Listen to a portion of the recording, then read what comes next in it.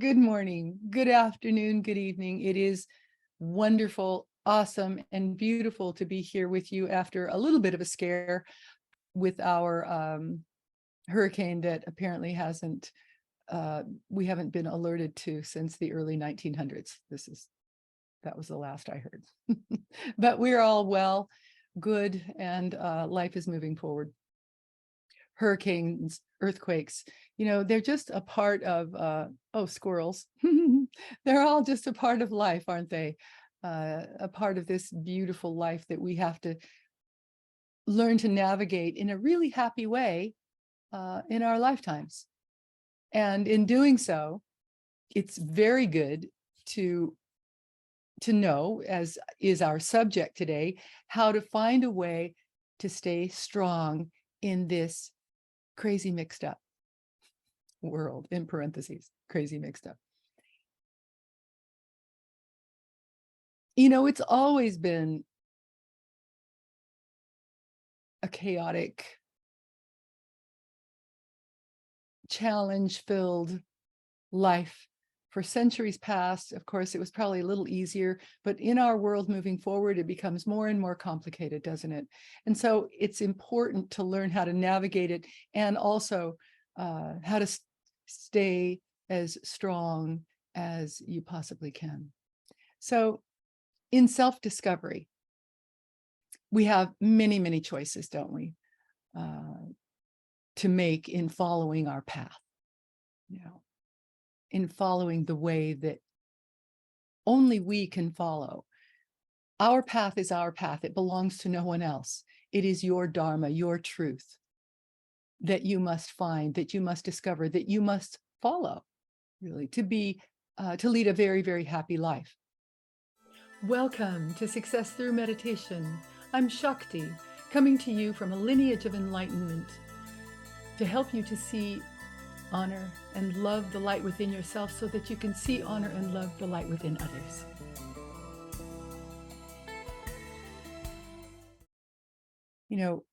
We all have different dharmas, different truths, right? We have the dharma of the Sangha, the group that meets to talk more in depth about spirituality, the path, enlightenment, simply being happy, learning how to navigate this life. And then we have the dharma of the family. The dharma of your family is another path that we all take together. Then you have the dharma of the city that you're living in, the city that you were born in, the country that you were born in, and eventually the dharma of our world. These are the paths that we have all chosen once we were born into a certain environment, right?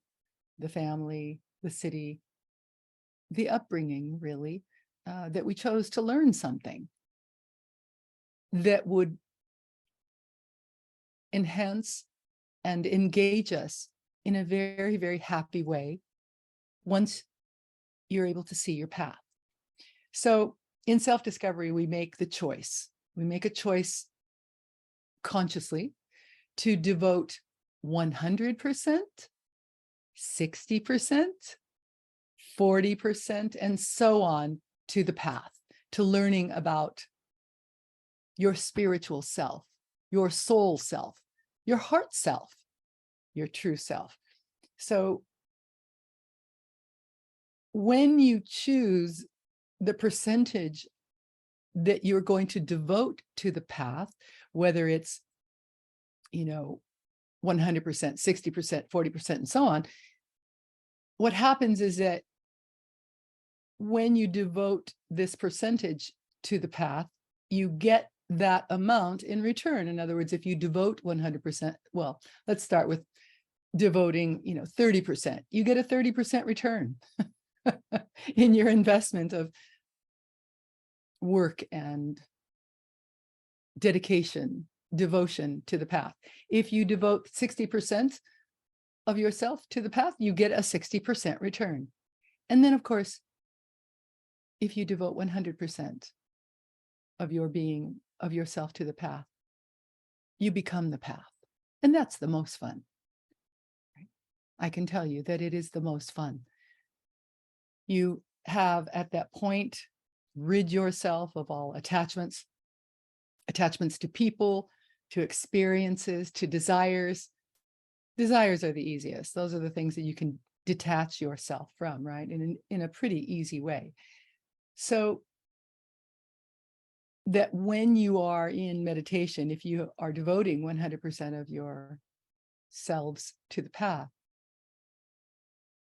you have learned to essentially dissolve into the pure light of reality,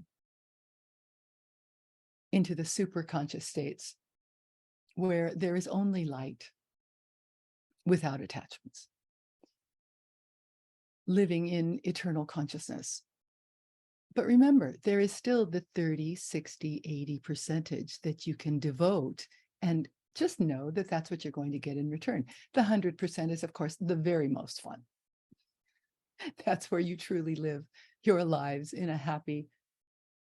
We were reading yesterday in the Tibetan Book of the Dead, and in the book, the passage that we happened to be reading talked about the realm of happy.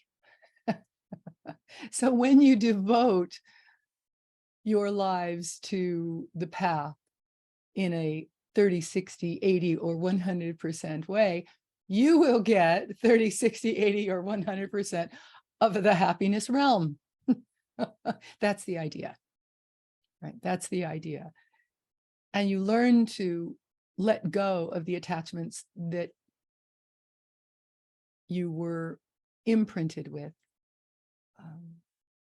when you chose your family, your parental units, your friends, your family, all of it. In the state of the 100% devotion,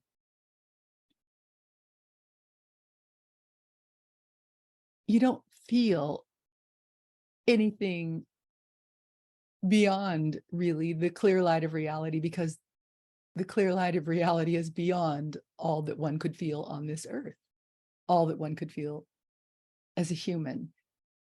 We can choose, of course, to engage in lots of fun human things because you're here to have fun. So we engage in the joy of others, the sorrows of others. We're there to just be, to love those who are dealing with challenges, right? But you don't have the attachment. If you are 100% devoted, you don't have the attachment to anything that happens here on this planet. You are dissolved, as I said, into the clear light of reality. It's not really about giving up anything at all. It's not about giving up anything. It's not about giving up your attachments. What happens is that this happens quite naturally. Because as you enter into the clear light of reality, you see more and more of your path. It becomes clear. Your Dharma becomes clear. Relationships, possessions, careers, ideas lose their luster. They lose their luster. They become less important. They become unimportant. They become non-essential, non-important, if that would be a term. They lose their importance. That's just how it works. So the idea, however, is that those parts of our human lives are fun. And so we enjoy them. Even the suffering, even the pain, even the challenges, we enjoy them as part of the human experiences. Maintaining our peace, maintaining our happiness without attachment, without holding on to something that brings us great joy. We don't hold it, we don't clutch it. We enjoy it, we observe it, and we allow eternity to work through us, to work through you when we let go of these attachments. Our job is simply not to hold on to anything, to anyone, no suffering, no sense of loss. In the superconscious states, you're simply not as affected by them, these ideas about life. You understand them. Your focus is strong enough in these other states, these higher states, these superconscious states. Your attachments don't affect you. You learn to ignore them. You don't get wrapped up in the attachments at all. Attachments to cars, people, love relationships. If you're still wrapped up in them, you simply get through them. Get through them and let them go. Get through them quickly. The higher your devotion, the easier it is. The higher the percentage that you give to the path, the easier it is.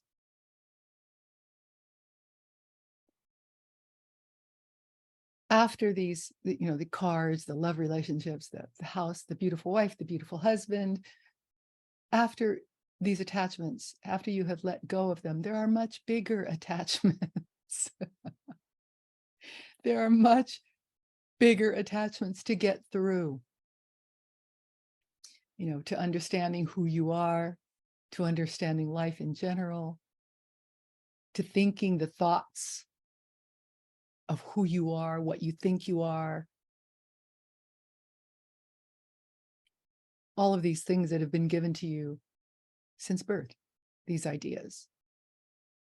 Those attachments are much larger than being unattached to a car, or a beautiful wife, a beautiful husband, land, cars, what else, homes, whatever your attachment is to. Your attachment to who you think you are is much larger, much bigger, much more challenging to let go of. So we rid ourselves of these attachments to attain liberation. That's the idea.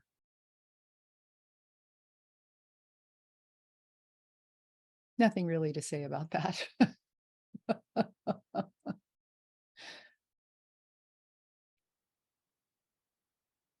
It definitely is a subject for another time, attaining liberation. So 100% of your attention on your path and following your light, your truth, your Dharma equals devotion to self-discovery and your Dharma. And what you have to do is you have to work like crazy. You really do. But the work is fun. That's the idea. The work is what brings you more peace, more happiness, more joy, more love. So you work like crazy. And in doing so, there is an aspect about the path. There is an aspect of becoming inaccessible. Inaccessibility is very important as we walk this earth, as we live our lives. Inaccessibility. Most beings on this planet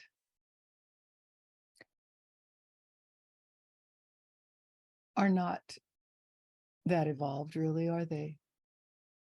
Most beings. And there are those at varying degrees of evolution in this life that we meet. You meet them every day. Those who you can relate with, those who you might not. So we meet these people of varying degrees of evolution along our way. We meet different teachers along the way, different teachers to learn about, to learn from, people, experiences, movies. Movies, when you watch a movie, you can see the different states of consciousness that are just exposed to you on the screen, teaching you about consciousness and about the consciousness that some people carry. It's a good idea to learn about them. to be sure, so that when you run into these different states of consciousness in another human being, you recognize them. So movies are a really great way to enter into other states of consciousness yourself, to go into the experience of the movie, the energy of the movies. It's a great way to learn, really. And so you find a teacher to experience these different states of consciousness. Also, they are able to help you to experience these different states of consciousness. Sometimes there are those who take what the teacher gives and engage in its opposite. They turn the light into the dark and begin to experience not so fun things, miserable things, things that make them suffer. This is also something that can happen with a teacher. It has nothing to do with the teacher. The teacher has given her best, his best, her love, his love. But the student turns it on its axis to the very opposite of what the teacher has given. It happens. A part of life, a part of learning. So there are many, many levels of consciousness to experience. And of course, in the world, we see a lot of hurting of other humans, humans causing other humans to suffer. So what you are doing here, listening to this being in front of you, you are learning. You're learning to refine your own nature. That's the idea here. As a spiritual seeker, you're learning to refine yourself. And in so doing, you learn to veil the light. We are getting a little deeper here. Veiling the light is not a new concept at all. You may have heard someone else talk about veiling the light. And what we mean by that is that you blend. You walk on this earth, you blend in. You don't stand out. Of course, when necessary, we stand out. It's tricky, though. As we perform a task in this world, when speaking with others of like mind, it's okay, of course, to do this, to stand out, to be the light in some moments.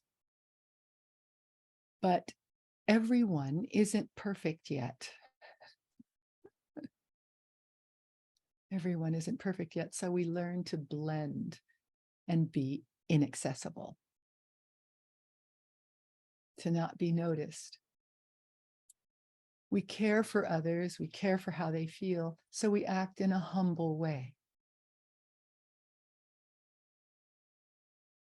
We don't wear our best clothing to visit a poor relative. We don't expose ourselves by telling our life stories.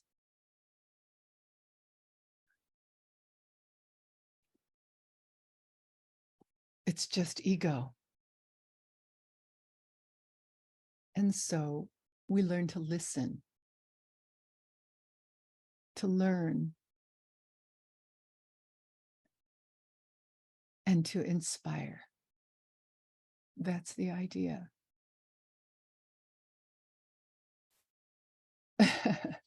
The diamond tiara isn't necessary. It isn't necessary at all. It's fun, but not necessary. So we learn to be quiet. We learn to be still. We learn to veil the light in all that we do.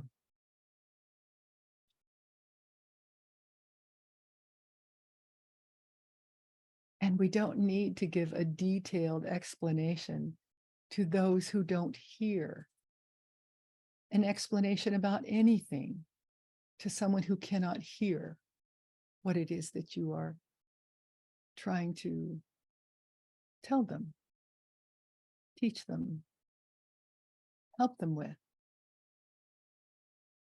We stay in our humble state and only speak to those who can hear you, learn from you. Everyone that enters your life is a teacher. Everything that enters your life is a teacher. And it is only through humility and purity that you're able to hear them, to see them, to understand them. It is only when we are devoted to our practice of learning how to be still, of learning how to silence the mind, that we're able to hear other things in general, things that are important, things that we would miss otherwise without learning how to listen. So we don't try to give a detailed explanation to those who cannot hear, those who cannot understand at all, because you become too vulnerable in those states. And the idea is to stay strong, isn't it? And you do stay much stronger as you learn to veil the light. But still, we confine our love. You confine your love to no one. You don't confine it to just one thing, one being, one experience. We don't confine our love to just one state. Instead, we learn to love eternity itself. And we learn to love eternity itself through everyone that we meet. All beings have a Buddha nature, believe it or not. Sometimes it's not that obvious to those who insist upon manipulation, domination, and control. Sometimes it's hard to see the Buddha nature within, but it's there. It is there. And so we can learn to love that. We can learn to love eternity in everyone, everything that we come into contact with. And eventually, even those that we don't come into contact with. We learn to love eternity in them, in it. A much more fun way to be, a much more fun way to live, instead of confining our love to one being. We learn to love the essence of another soul. Love to one being, one thing is painful. Don't allow yourselves to be hurt by anyone. Love the light within them. And know that taking anything personally is an exercise in futility when it comes to learning about love, about eternal light, about love. Confine your love to no one being. It's a painful process, isn't it? I don't know of anyone over the age of, 30 who hasn't had their heart broken before learning about these teachings, obviously. Trust eternity. Give all of your heart to eternity and trust, have faith that the light will lead you, because it will. I say quite often, follow the light, turn to the light. We had a discussion just yesterday in our Sangha meeting about this very subject. What do you mean by follow the light? What I mean is follow the realm of happiness, the realm of happy. Follow that. light things, happy things, follow that. That is the light. That is where the light exists. In happy things, in light things, in joyful things, in loving things. That is where the light is. Follow the light. When in a challenging situation, follow the light. Go to your heart. Follow the musings, the teachings of your heart.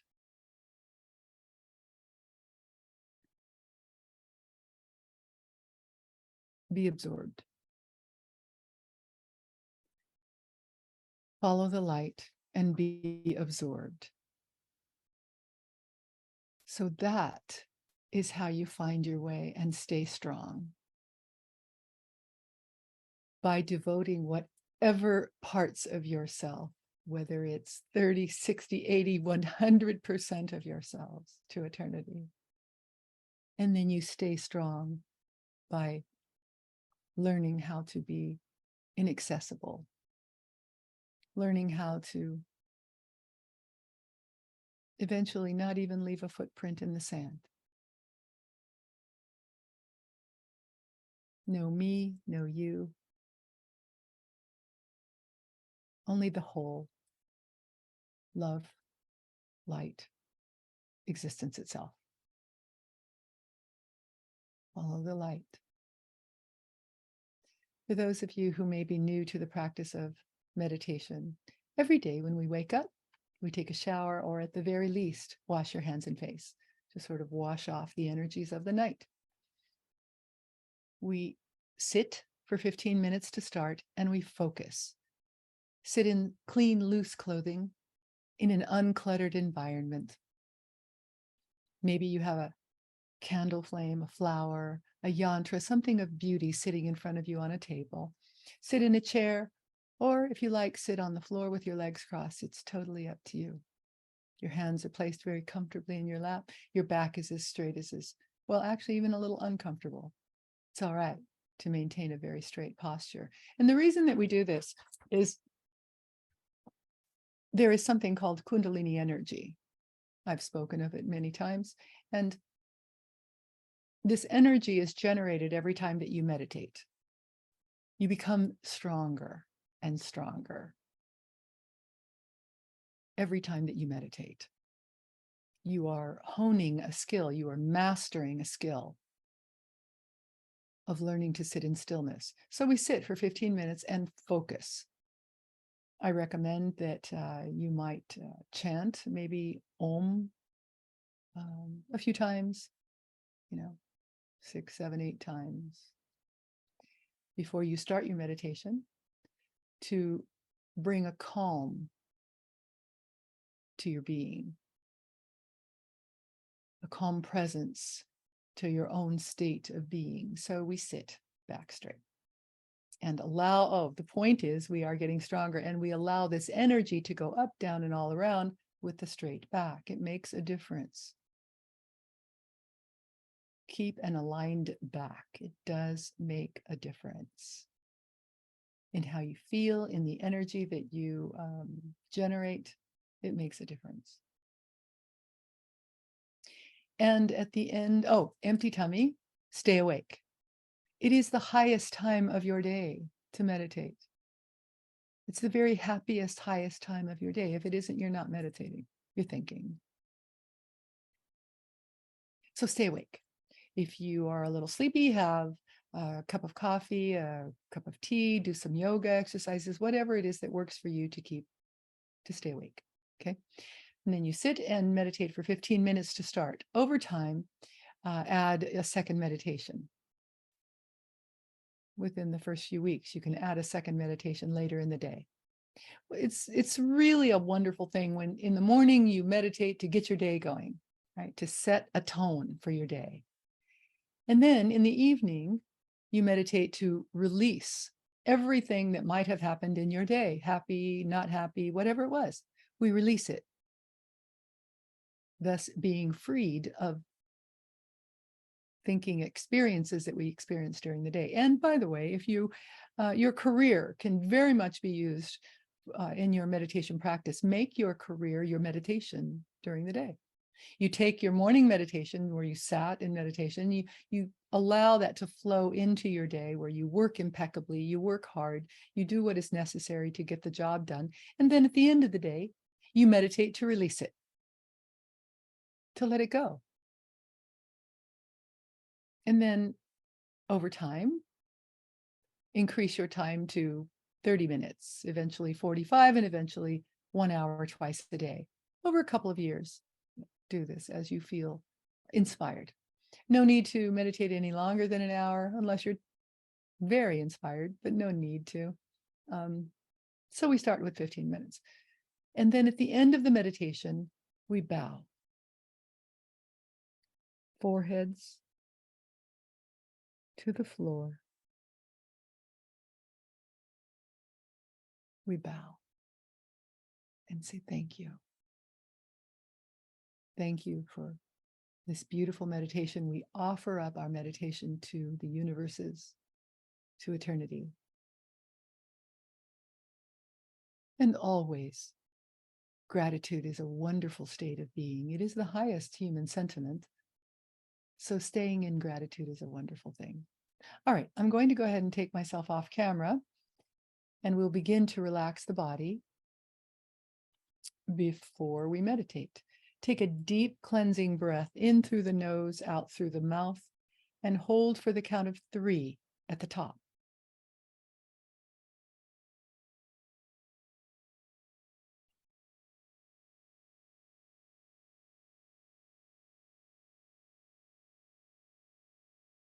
Focus all of your attention on your eyes, the muscles around your eyes, and relax the muscles around your eyes. As you do, your facial muscles, your jaw muscles will also begin to relax. If you have any tension whatsoever in your scalp, relax your scalp. Relax your neck. Relax your throat.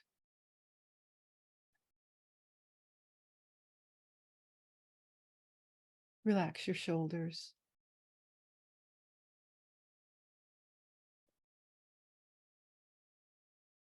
Relax your upper arms, your lower arms.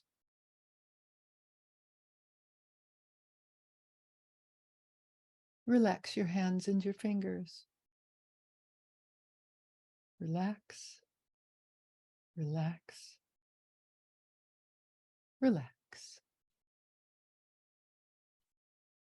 Relax your back on either side of your spinal column.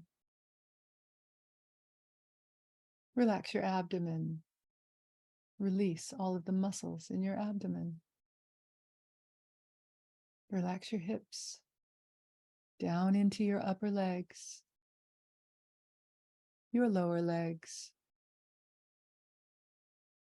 Relax your feet and your toes. Relax, relax,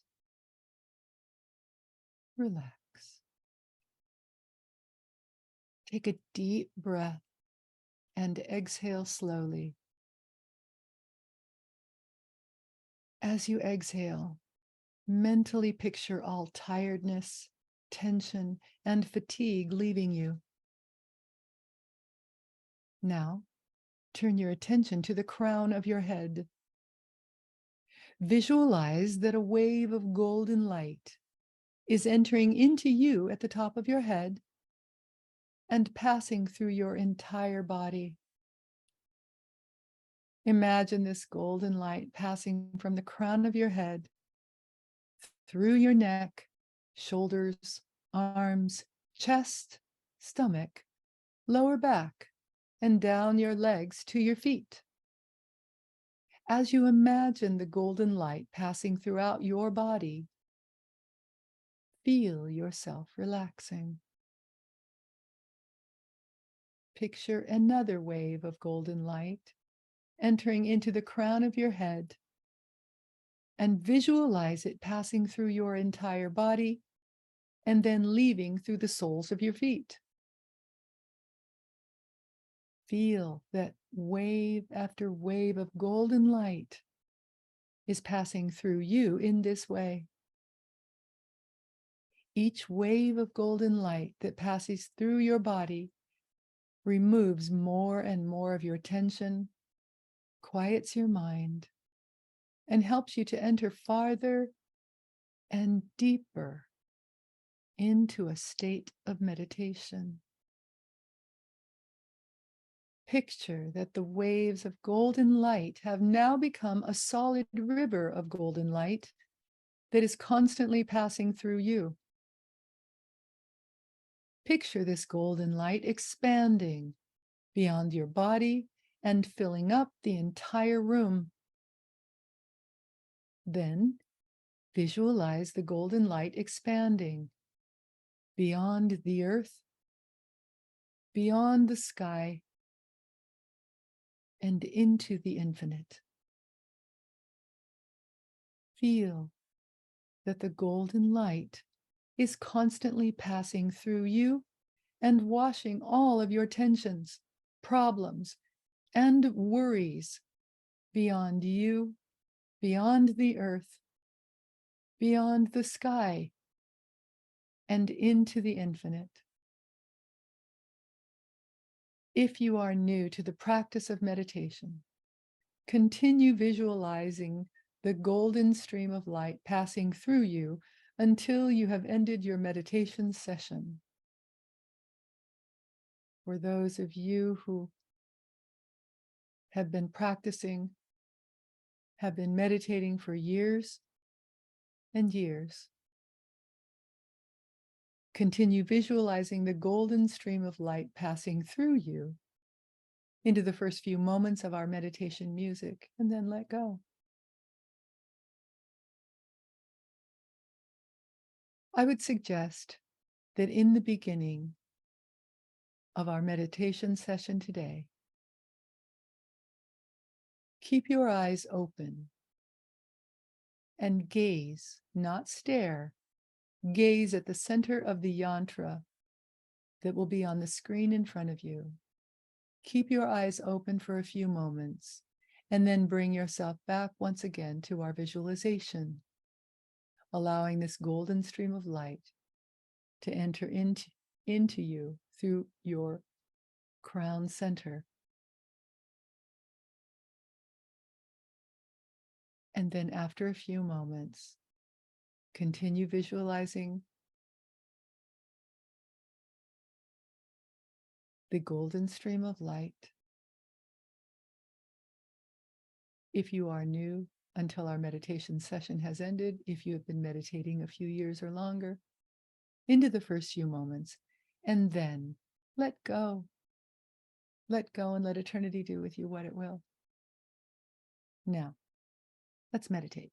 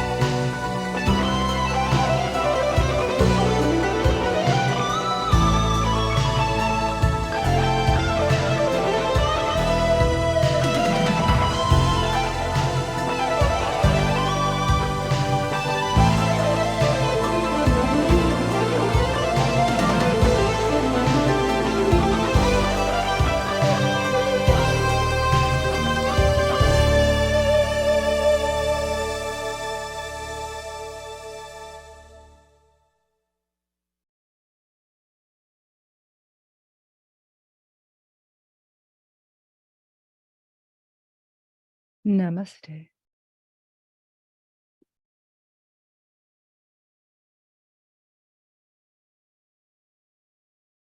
Thank you for being with us today.